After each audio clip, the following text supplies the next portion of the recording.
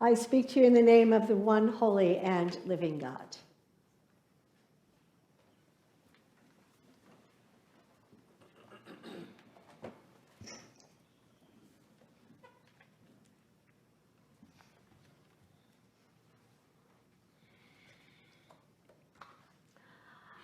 Well, 7 disciples step into their unbalanced wood boat, fish all night in the dark, drag in their empty nets.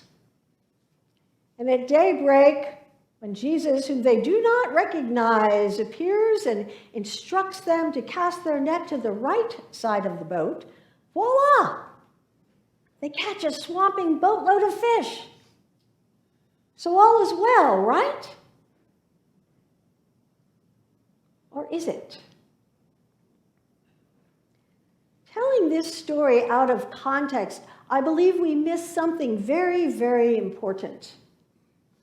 To grasp the broad implications of this teaching tale, we must turn back time nearly 4 years and join Jesus walking along the Sea of Galilee, inviting a bevy of unsuspecting fishermen to follow me.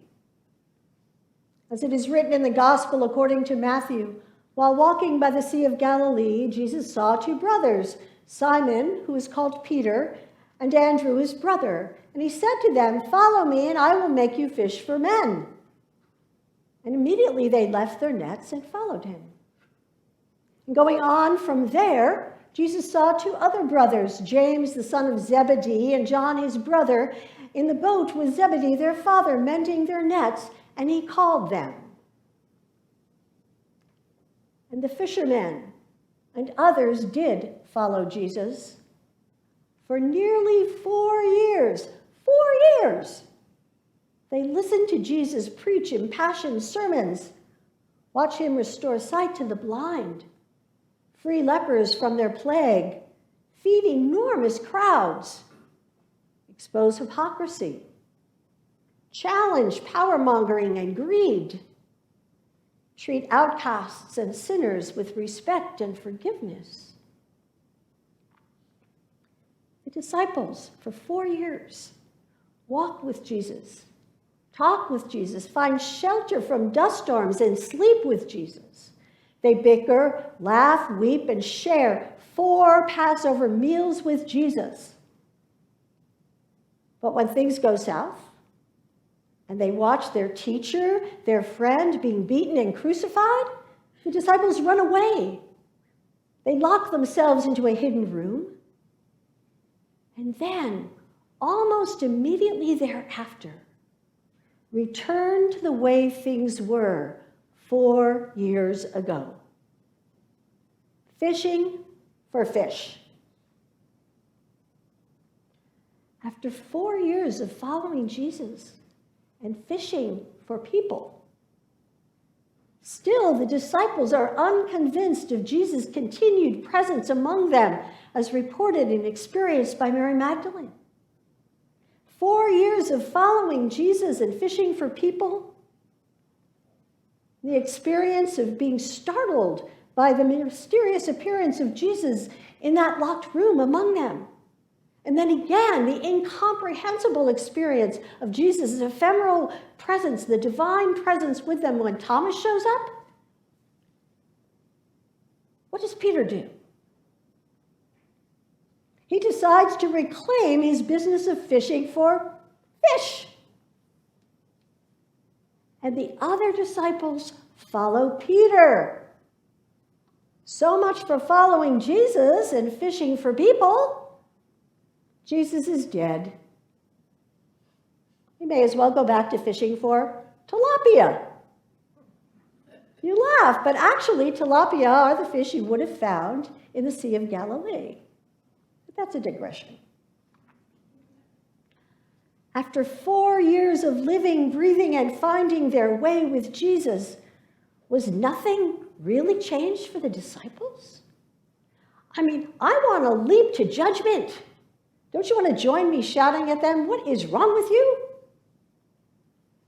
Have you learned absolutely nothing?" But one of the things that I have learned is about pointing fingers in judgment is that finger always bends back and implicates the finger pointer. Well, in this case, the finger of judgment insists that we ask ourselves several questions. For how long have we claimed to follow Jesus? Months? 4 years? Several decades?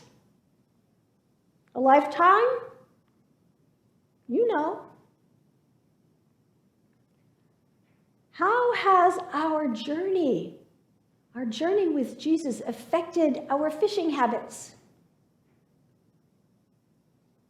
Are we fishing for people? Or are we fishing for fish? Now, I suspect that some of you might be scratching your heads and saying, well, I'm not so sure what that means. Fishing for people, fishing for fish. So let's start with fish. I believe fish is a metaphor for whatever we think we need. Now, there is an infinite variety of fish, much as there is an infinite variety of things that we think we need. You know, a fish might represent security, safety, affection, attention, esteem, power, control. For what do you fish?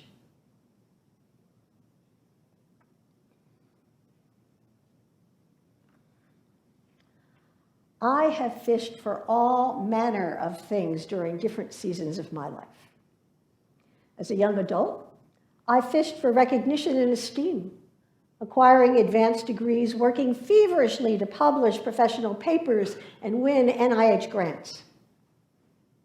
As a single mom, I fished for security and safety, making money-driven decisions to support my daughter and myself. As a young, middle-aged adult, I fished for meaning, practicing Taoism, studying my dreams and all manner of Eastern and religions and philosophies, meditating, making retreats in monasteries, chanting in convents. As a middle-aged adult, I fished for something more than myself, and I found my way back to Christianity. And as a somewhat older middle-aged adult, I fished for some way to give my gifts away for the good of others. And I found myself in seminary, where I learned a little bit, but not enough, about fishing for people. And after several years of being the fourth priest in a very large parish, I forgot about fishing for people. I lost my way, and I turned to fishing for influence and power. You can imagine how that worked out. It wasn't long after I answered my call to be the senior priest at Apostles that I remembered who I was following and why I was here, fishing for people. But to this day, I am reluctant to use the E word, evangelism. You all have an evangelism contract in your hand. Evangelism, fishing for people. You see, I recoil at the thought of being put in the same boat as those Bible-thumping, in-your-face televangelists. How about you? It's not the boat I want to float in. But as I stumble down Lethy's lane, forgetting the true meaning of the word evangelism, it comes from the Greek word euangelion, which means good news or good story.